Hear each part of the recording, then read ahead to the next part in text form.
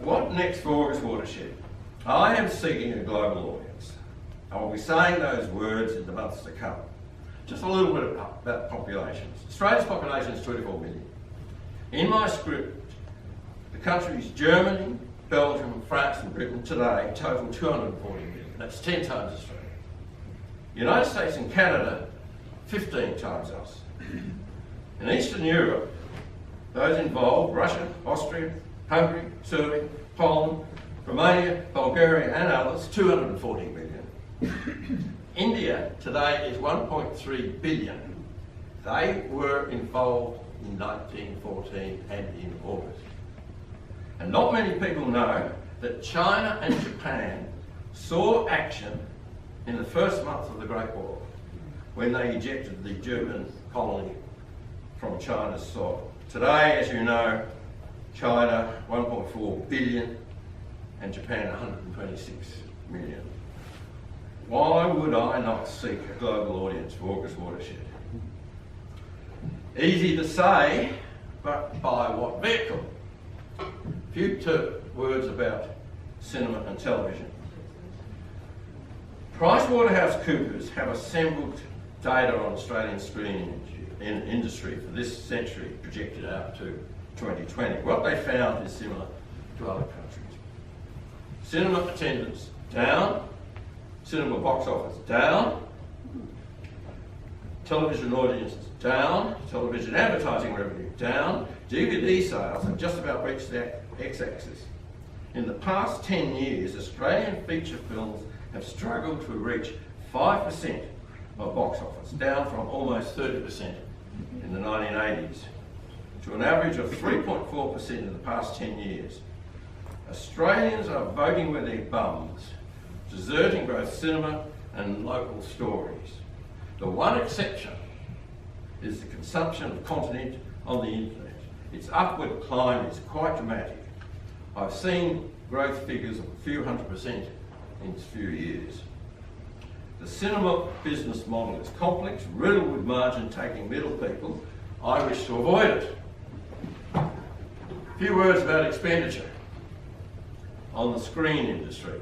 I calculate that upwards of 30 billion, that's billion with a B, even 40 billion will be spent by our governments, your money, on the screen industry in the first 2 decades of this century, by the Commonwealth, by a number of agencies, by 8 state and territory governments, and by many in local government.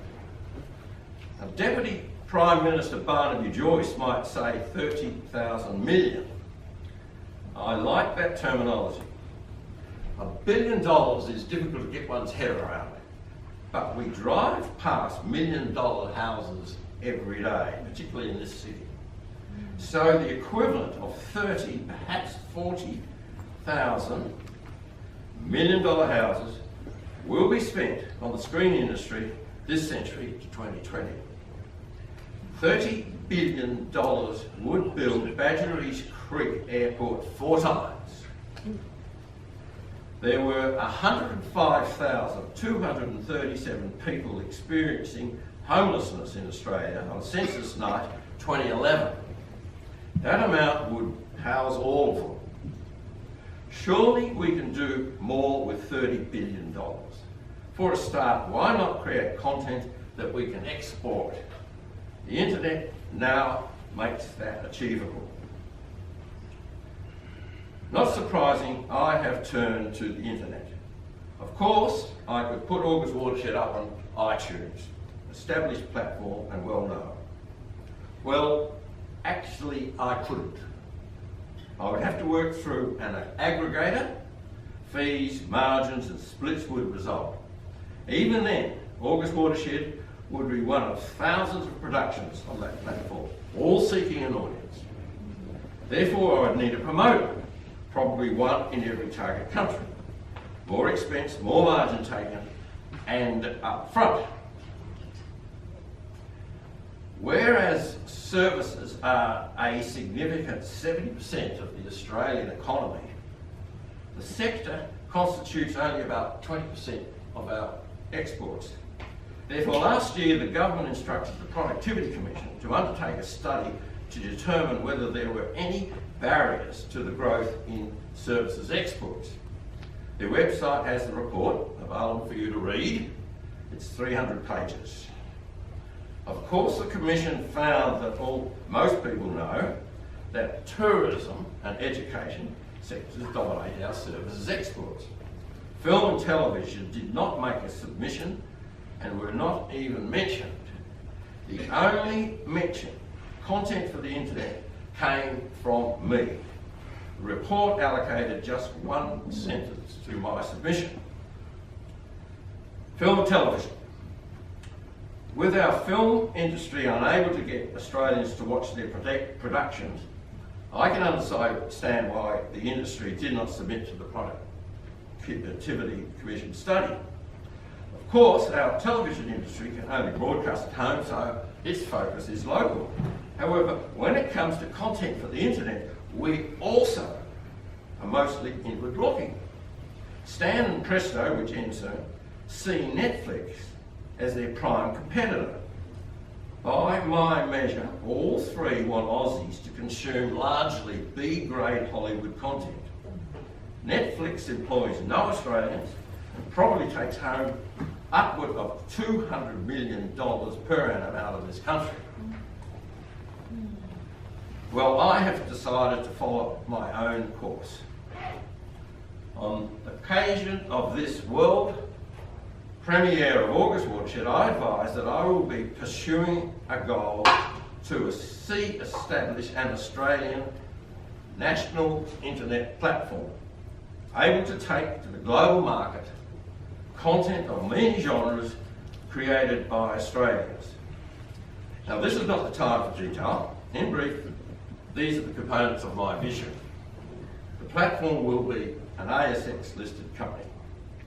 It will be widely owned. To use investment community's terminology, I want the mums and dads of Australia to be shareholders.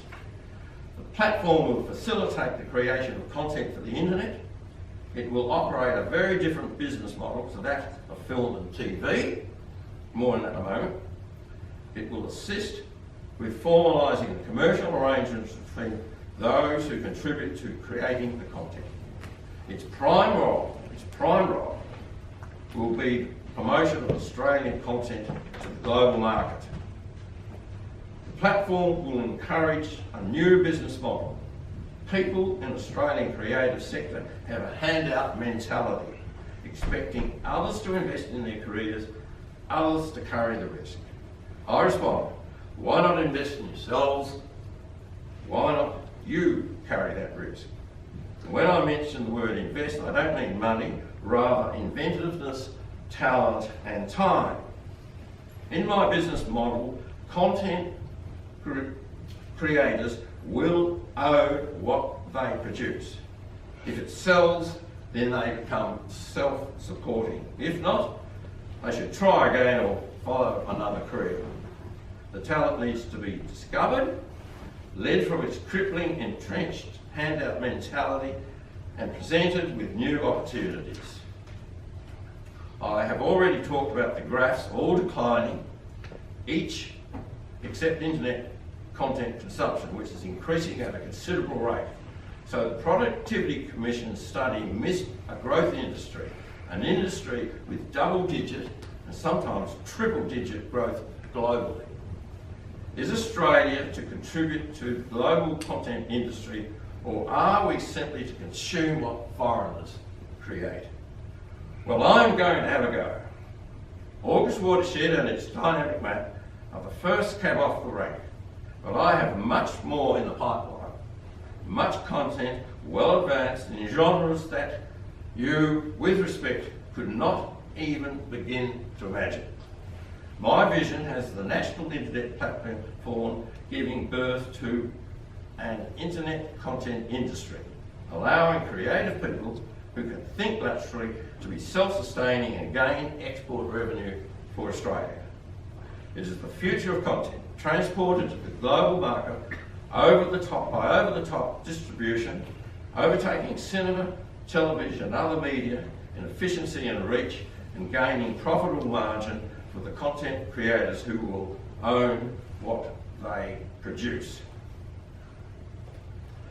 On arriving this afternoon, you met my 4 grandchildren on name tags, media and security duties. My daughter Annabelle has 2 children, Oscar and Piper, and my son Warwick's girls are Lola and Francesca, who we call Tetchy. When Piper was very young, she was doing something, I cannot remember what, and I said, "Piper, I can help you with that." Piper responded, "Grandad, I can do it myself." I love those words. I've hung on to them all this time. Grandad, I can do it myself. This nation does not need to use foreign platforms to take the content we create for the internet to the global market. We Australians can do it ourselves. We can do it ourselves.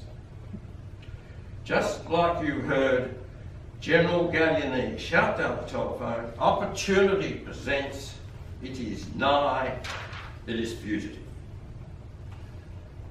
I'd like to thank Backlot Studios for hosting this event today, Muse and Events for the catering that you are now going to enjoy, and of course you for your attendance this afternoon. Thank you for your support. Food is now served in the foyer and the bar is open still. As we now mingle, please enjoy Alexander King singing December Boys.